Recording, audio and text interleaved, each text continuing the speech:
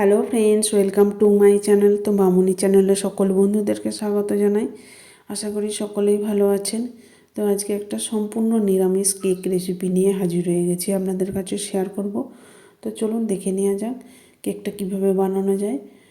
দেখতেই পেলেন লিকুইড দুধ এখানে হাফ কাপের মতো ছিল, তাতে 1 প্যাকেট আমুল দুধ মিশিয়ে নিলাম। 1 বাটি সুজি, 1 বাটি চিনি একই পরিমাণ। তো চিনিটা আমি আগে থেকেই গুঁড়ো করে রেখেছিলাম। তো কেক তৈরির জন্য মেজারমেন্টটা ঠিক রাখলেই কেক খুব সুন্দর পারফেক্ট হবে। দিয়ে দিলাম ফ্লেভারের জন্য অরেঞ্জ ফ্লেভার, চাইলে আপনারা ভ্যানিলাও এসেন্সও দিতে পারেন। এরপর সুজিটা দিয়ে মিশিয়ে নিলাম। দিয়ে দিলাম সাদা তেল 3 চামচ।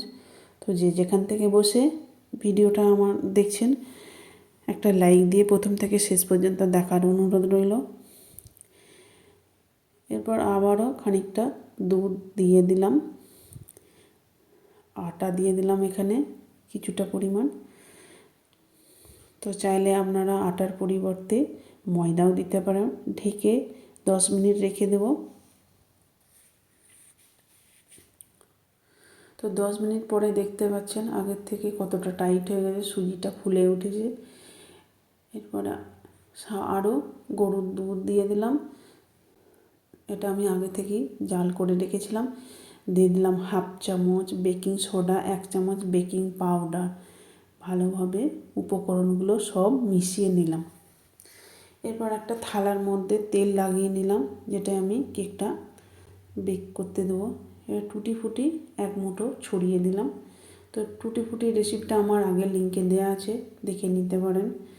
এরপর ব্যাটারটা দেখুন থালার মধ্যে ঢেলে একটু ট্র্যাপ করে নিলাম, যাতে চারিদিক ভালোভাবে ছড়িয়ে যায়। এরপর উপর থেকে কিশমিশ দিয়ে সাজিয়ে নিলাম। এরপর একটা কড়াইতে বালি দিয়ে তার মধ্যে স্ট্যান্ড দিয়ে উপরে দেখে দিলাম। প্রায় 30 থেকে 40 মিনিট পরে দেখুন একটা কাঠি দিয়ে চেক করে নিলাম, কাঠির গায়ে কিছু লেগে নাই, তার মানে কেকটা আমার খুব সুন্দর হয়েছে। কাঁচা থাকলে কাঠির গায়ে লেগে যেত। দেখুন একটা কেটে দেখিয়ে দিচ্ছি কতটা স্পঞ্জ ও নরম হয়েছে, ভেঙে যাচ্ছে পুরো। তো ভিডিওটা শেষ পর্যন্ত দেখার জন্য অসংখ্য ধন্যবাদ।